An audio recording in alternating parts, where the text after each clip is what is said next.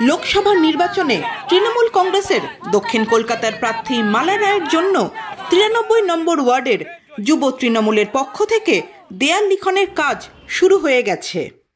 রাসবিহারী কেন্দ্রের বিধায়ক এবং দক্ষিণ কলকাতার প্রেসিডেন্ট দেবাশিস কুমারের হাত ধরে যুব তৃণমূলের আয়োজিত এই দেয়াল লিখনের কাজ শুরু হয়ে গেছে।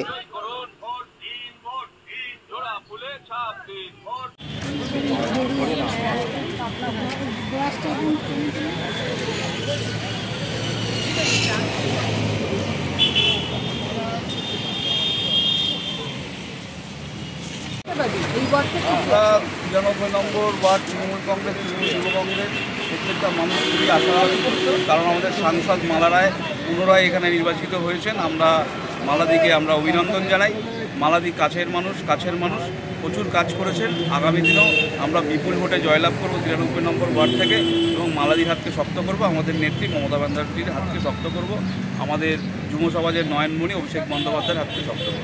বন্দে মাতরম, বন্দে মাতরম, বন্দে মাতরম, বন্দে মাতরম। তৃণমূল কংগ্রেস জিন্দাবাদ, জিন্দাবাদ, জিন্দাবাদ। অভিষেক ব্যানার্জি জিন্দাবাদ, জিন্দাবাদ, জিন্দাবাদ। মমতা ব্যানার্জি জিন্দাবাদ, জিন্দাবাদ, জিন্দাবাদ। লোকসভা কেন্দ্রের তৃণমূল কংগ্রেস মনোনীত প্রার্থী মালা রায়কে বিপুল ভোটে জয় করুন, জয় করুন, জয় করুন, বিপুল ভোটে জয় করুন, জয় করুন, জয় করুন।